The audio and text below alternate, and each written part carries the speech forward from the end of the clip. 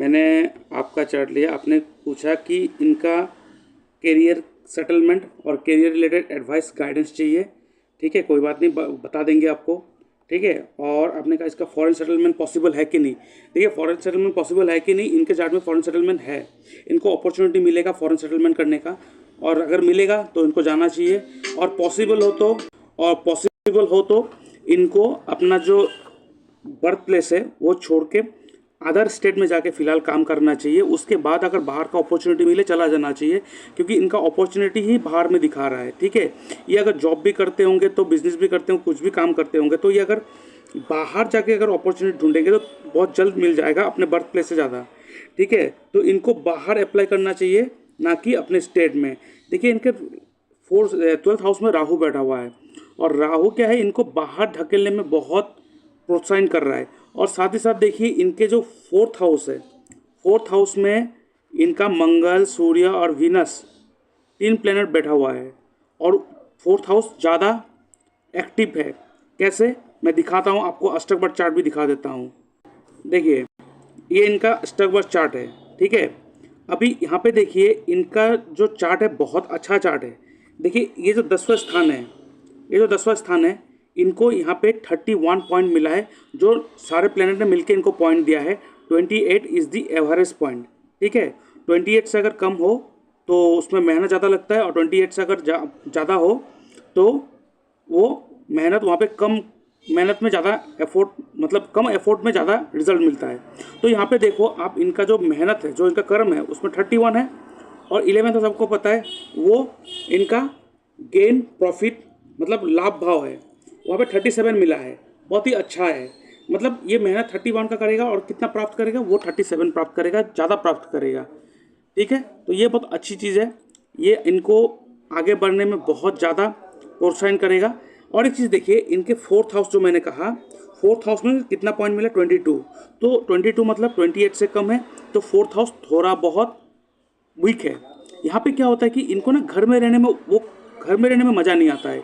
ये घर में रहते हैं तो मतलब जितना देर वो आराम से रहता है बिना काम करे, उनको ना फ्रस्ट्रेटेड लगता है, और घर में जितना देर रहता है उतना फ्रस्ट्रेटेड लगता है। तो घर में रहना इनके लिए थोड़ा बहुत प्रॉब्लमेटिक है, तो इसीलिए मैंने कहा इनको बाहर जाना चाहिए, बाहर जाके काम करना चाहिए। ठीक है, साथ ही साथ अभी इनको देखिए, इनके लगन पे जुपिटर बैठा हुआ है। जुपिटर केंद्र में बैठे, अक्सर कहते हैं अगर केंद्र के कोई भी स्थान में अगर जुपिटर बैठे तो ये बहुत सारे दोषों को नाश करता है। और एक चीज़ क्या है, इनका एज 48 के करीब जब होगा, इनका पेट निकल आएगा, मोटापा का शिकार हो जाएगा। ये जुपिटर लगन में बैठे ये करता ही है। ठीक है, और देखिए, जुपिटर जो है वो 12th हाउस का मालिक है, वो लगन में आके बैठा हुआ है। और 12th हाउस क्या है, लॉसेस। 12th हाउस क्या है, हॉस्पिटलाइजेशन। तो एक चीज़ क्या है, या तो इनको 12th हाउस का जो एट्रीब्यूट है, और 12th हाउस में राहु भी बैठा हुआ है, या तो इनको 12th हाउस का जो एट्रीब्यूट है उसे अडॉप्ट करना है, या तो इनको 12th हाउस का जो निगेटिव एस्पेक्ट है उसे फेस करना है। ठीक है, तो आप देखो, इनका या तो 12th हाउस का पॉजिटिव एस्पेक्ट क्या है, donation, meditation, import export, foreign settlement, medical का कोई भी काम। ठीक है, अभी राहु बैठा हुआ है 12th हाउस में, इसका मतलब इनके हाथों से जो समाज में छोटे लोग हैं, देखिए एक्चुअली तो छोटे लोग तो कोई नहीं है, लेकिन हमारे जो हम जो कहते हैं ना, जो स्वीपर है, जो रास्ते उस्ते साफ करते हैं, ठीक है, ऐसे लोगों को ये जितना मदद करेगा, ऐसे लोगों को जितना केयर करेगा, इनके लिए अच्छा होगा। ये अपने से छोटे जात के लोगों को अगर ये बुरी नज़र से देखेगा, उनका लाइफ में डाउनफॉल स्टार्ट हो जाएगा।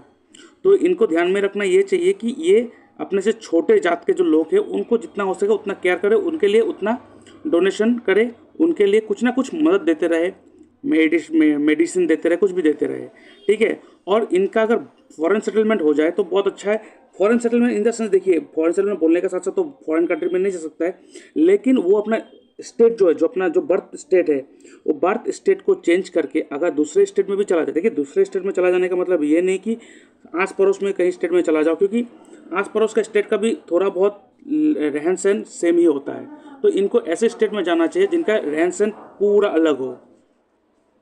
ठीक है, तो इनको कहाँ जाना चाहिए? इनको ऐसे जगह पे जाना चाहिए जहाँ का कल्चर, जहाँ का रहन सहन, जिनका खान पान अपने कल्चर से पूरा अलग हो, तब जाके चीज़ें सेटल होना स्टार्ट हो जाएगा। इनका जो मेंटल पीस है वो भी बहुत ही डावाडोल रहता है, क्योंकि 4th हाउस में देखिए यहाँ पे मंगल बैठा हुआ है और यहाँ पे वीनस बैठा है अपने शत्रु के राशि में। मंगल 8th हाउस का मालिक है। 8th हाउस का मालिक जाके कहाँ बैठा है? 4th हाउस में। तो इनको ना अपने घर पे कुछ ना कुछ अचानक कुछ ना कुछ इशू क्रिएट हो जाता है। और देखिए इनका 10वें स्थान का जो मालिक है, जो कर्म का मालिक, जिसे हम लोग कर्म करते हैं, उस स्थान का मालिक शनि, वो भी अपने 8th हाउस में आके बैठा है। तो अपने कर्मों पे ना कुछ ना कुछ प्रॉब्लम, सडन प्रॉब्लम क्रिएट हो जाता है। इनका ना काम कुछ दिन बाद काम चेंज होता रहता है। तो इनको या तो 8th हाउस रिलेटेड काम करना है, और 6th हाउस में देखिए इनका केतु बैठा हुआ है और राहु इनके 12th हाउस में बैठा हुआ है। ठीक है, और इनका जो 2nd हाउस का जो मालिक है, जो वेल्थ का मालिक है, वो आके कहाँ बैठा है? 4th हाउस में बैठा हुआ है। और शनि जो है वो 10th हाउस के साथ साथ 11th हाउस का मालिक है। ठीक है, तो इनको कैसा करियर ऑप्शन चूज करना चाहिए अभी मैं आपको विस्तार से बता दूं। लेकिन इनका ग्रोथ जाके बाहर ही जाके होगा, अपने बर्थ प्लेस से ज़्यादा बाहर जाके इनको अपना ग्रोथ मिलेगा। ठीक है, इनको थोड़ा बहुत डिजिटल चीज़ें यूज़ करना चाहिए अपने रोज़मर्रा के कामों में। ठीक है, मर्क्यूरी जो है वो कम्युनिकेशन का कारक है। मर्क्यूरी जो बिजनेस का कारक है, वो 3rd हाउस में बैठा हुआ है। तो 3rd house is all about communications and internet related work. तो इनको जितना कम्युनिकेशन चीज़ें इनको पसंद होगा, जैसे कि मान लीजिए मार्केटिंग रिलेटेड वर्क, ठीक है, उसके बाद डिजिटल मार्केटिंग, एडवर्टाइजमेंट, ठीक है, ग्राफिक्स डिज़ाइनिंग, ये सब बहुत ही अच्छा जमता है इनको, और इनको करना भी चाहिए। और इनका जो जन्म हुआ है वो चतुर्थी की तिथि में जन्म हुआ है। चतुर्थी तिथि था उस जिस दिन जन्म हुआ था। और चतुर्थी तिथि का जो लॉर्ड है, जो भगवान है, वो कौन है? वो गणेश जी है। तो इनको गणेश जी को पूजा करना चाहिए। ये जितना गणेश जी को पूजा करेंगे, इतना ही लाइफ में जो सडन चेंजेस आता है, sudden problem, sudden issue create हो जाए, पॉपअप होता है, ये सब दूर रहेंगे। तो इनको गणपति जी का पूजा, गणपति जी का आवाहन हमेशा करना चाहिए। इनके लिए बहुत अच्छा होगा। ठीक है, ये आपको ध्यान में रखना है। बाकी आगे इनको कोई स्टोन की ज़रूरत है कि नहीं, ये हम सजेस्ट करेंगे, लेकिन अभी फिलहाल इनके करियर के ऊपर देख लेते हैं। ठीक है, और एक चीज़ मैं कह दूं, इनका ना इंट्यूशन पावर बहुत ही गजब का है। इनको ना कुछ अचानक सा जो मतलब वो कहते हैं ना कि कुछ अलग सा एनर्जी आसपास हो तो इनको महसूस हो जाता है। कुछ चीज़ें ऐसा है जो इनको फट से कैच कर लेते हैं। मान लीजिए कोई भी इंसान आपके सामने आता है, इनके सामने आते हैं, तो इंसान को देख के ना इनके बारे में कुछ ना कुछ इंट्यूशन आ जाता है कि ये कैसा है, ये इनके घर पे कैसे कंडीशन है। कुछ ना कुछ इंट्यूशन पावर इनके पास बहुत अच्छा है। तो इस इंट्यूशन पावर के लिए ना लोगों को बहुत अच्छी मदद कर सकता है। जैसे कि आप देख सकते हो 10th हाउस का मालिक अपने 8th हाउस में आके बैठा है। 8th house is all about तंत्र मंत्र ऑकल्ट। और यहाँ पे देखो मून केतु साथ में लेके बैठा हुआ है। मून केतु साथ में लेके बैठा हुआ है। तो मून केतु साथ में बैठे हैं तो ऐसे इंसान के अंदर एक अलग सा शफा होता है कि वो ना एक कुछ ऐसे चीज़ें जो ऊपर वाले के साथ लिंक्ड हो, इनको पता चलता है। जैसे कि हम लोग कहते हैं गट्स फीलिंग। इनका गट्स फीलिंग बहुत गजब का है और इनको अपने गट्स फीलिंग के ऊपर ही काम करना है। इनके लिए बहुत अच्छा। ये अगर लोगों के बात सुन के काम करेंगे तो ये काम उसको बैकफायर करेगा, या तो कुछ दिन चलेगा और कुछ दिन बाद वो काम ठप हो जाएगा, या तो बैकफायर कर जाएगा। इनको हमेशा अपना अंदर का जो बात है, जिसे हम लोग कहते हैं गट्स फीलिंग, उससे सुनना चाहिए कि मून और केतु जाके बैठा हुआ है। इसीलिए इनको रोज शिव जी को रुद्र अभिषेक करना चाहिए, मतलब शिवलिंग पे जल चढ़ाना चाहिए। ठीक है, अगर रोज ना हो पाए देन एवरी मंडे इनको शिव जी पे जल चढ़ाना चाहिए। इसीलिए इस कारण की वजह से, इस एनर्जी के कारण जो इनके पास है, मैं सजेस्ट करूँगा कि ये अगर ऑकल्ट फील्ड में जाए, ऑकल्ट फील्ड, ठीक है, तो ये बहुत ही अच्छा काम कर पाएंगे उस फील्ड में। ऑकल्ट फील्ड कौन सा होता है? Astrology, numerology, recce healing, tarot card reading, dowsing, ठीक है, मंत्र साधना, मंत्र सिद्धि, ठीक है, ये सब जो काम होते हैं, जो गुप्त ज्ञान होते हैं, ठीक है, ये सब सेक्टर ऑकल्ट कहते हैं। तो अगर इस ऑकल्ट सेक्टर में ये आएंगे तो इनके लिए बहुत अच्छा है, क्योंकि इनके पास जो इंट्यूशन पावर है ये गजब का है, ठीक है। तो ये ऑकल्ट फील्ड में भी जा सकता है। या तो 10वें स्थान का मालिक 8th हाउस में, 8th house is all about manufacturing and technical background, तो ये मैन्युफैक्चरिंग एंड टेक्निकल फील्ड में भी जा सकता है, ठीक है, मैकेनिकल वर्क ये सब में जा सकता है। साथ में 2nd हाउस का मालिक 4th हाउस में आके बैठा हुआ है, तो ये प्रॉपर्टी डीलिंग, प्रॉपर्टी रिलेटेड काम भी कर सकता है, इनके लिए बहुत अच्छा ऑप्शन है, ठीक है। और इनका एज फिलहाल 36 चल रहा है, 36 37 रनिंग। तो अभी ना इनका ना जॉब प्रोफाइल या तो जो काम करते हैं ये, इसमें थोड़ा एक चेंजेस आएगा। नेक्स्ट इनका लाइफ में चेंजेस आएगा जब उनका एज 44 होगा, उस समय भी एक चेंजेस आएगा अपने जॉब प्रोफाइल में, ठीक है। तो इनको चेंजेस आने का कारण इसीलिए है क्योंकि आपको पता है सडन चेंजेस देता है 8th हाउस, और 8th हाउस में 10th हाउस का लॉर्ड बैठा हुआ है, तो ये चेंजेस आते रहेगा टिल 44 एज तक। तो इनको ना 8th हाउस का जो एट्रीब्यूट है उसे एडॉप्ट करना है, उस रिलेटेड काम करना है, मैन्युफैक्चरिंग या तो टेक्निकल बैकग्राउंड, या तो मैकेनिकल बैकग्राउंड, या तो ऑकल्ट फील्ड, ये सब करना चाहिए, ठीक है। साथ ही साथ इनको प्रॉपर्टी डीलिंग, जिसे हम लोग कहते हैं रियल एस्टेट बिजनेस, ये कर सकते हैं, इनके लिए बहुत अच्छा होगा, ठीक है। ऑकल्ट तो अगर आप मुझे पूछोगे ना तो मैं कहूँगा occult is the best option for him, ठीक है। और ये टीचिंग बहुत अच्छे करते हैं, तो ये टीचिंग लाइन में जा सकते हैं, ठीक है, टीचिंग लाइन में जा सकते हैं, teaching line will be the best option for him, ठीक है। ऑकल्ट तो है ही, ठीक है। साथ ही साथ ना ये मतलब अगर आप चाहो तो ये मतलब कोई भी मतलब ऐसा चीज़ जहाँ पे मतलब हम क्या कहें इसको, जहाँ पे युद्ध होता है, जैसे वार सिचुएशन होता है ना, जैसे कि पुलिसिंग हो जाए, मिलिट्री हो जाए, ऐसे भी सेक्टर में भी जा सकता है।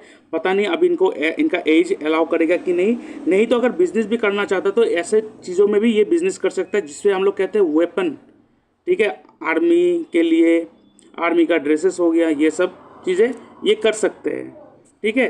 तो ये इनके लिए बहुत अच्छा होगा। तो ये सारे तो ऑप्शन है, उसके अलावा भी इनके हाथ में जो ऑप्शंस है, आप इनको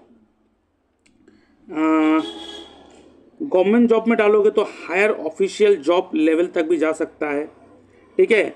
रिसर्च विंग में जा सकता है क्योंकि केतु बैठा हुआ है, और 6th हाउस का मालिक अपना 3rd हाउस में बैठा हुआ है, तो ये रिसर्च एंड डेवलपमेंट विंग में जा सकता है, ठीक है। साथ ही साथ ये कोई खुफिया एजेंसी के लिए भी काम कर सकता है, जिसे हम लोग कहते हैं सीक्रेट एजेंट, ठीक है। ये साथ ही साथ ये भी कर सकता है जिसे हम लोग कहते हैं हैकर्स, एथिकल हैकर्स, ठीक है।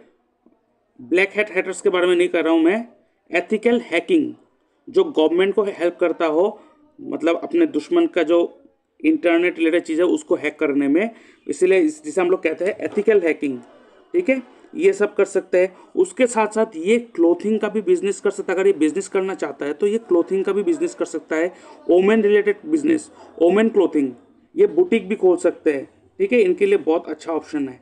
और देखिए इनको मैंने कहा था कि राहु 12th हाउस में है तो ये थोड़ा बहुत एक्टिव है, तो ये ना फोटोग्राफी कर सकता है, मॉडलिंग कर सकता है, ठीक है, मॉडलिंग फोटोग्राफी कर सकता है, इनके लिए बहुत अच्छा है।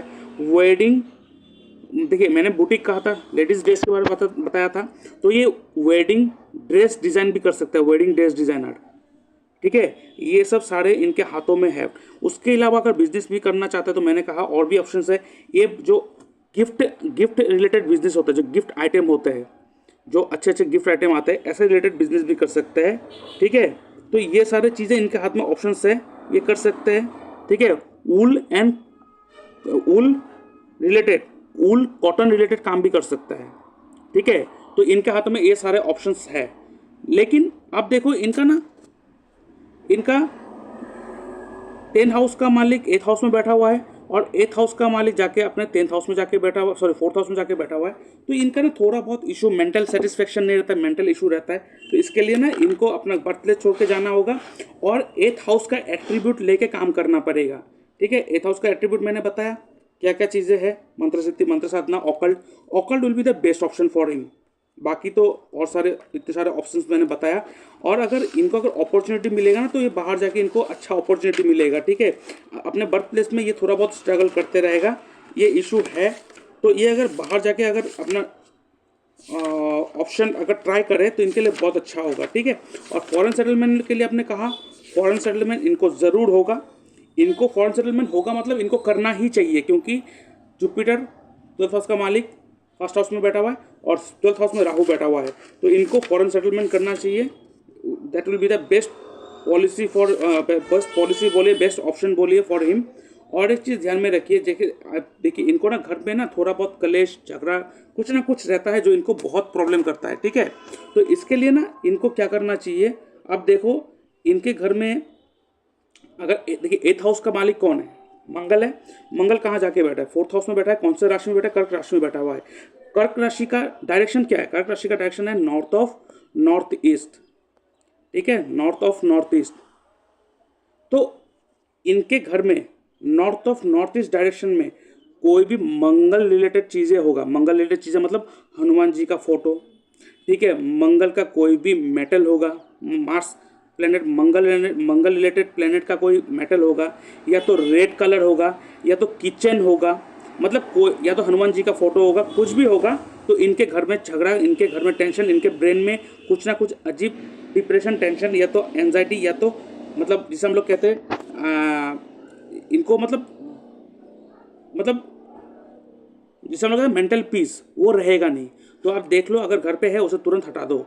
North of north east direction में से कोई भी मार्स रिलेटेड आइटम है उसे तुरंत हटा दो, नहीं तो इनको प्रॉब्लम होते जाएगा। ठीक है, तो ये तो हो गया इनका चार्ट। अभी मैं देख लेता हूँ थोड़ा बहुत इनको कोई स्टोन की ज़रूरत है कि नहीं। अच्छा,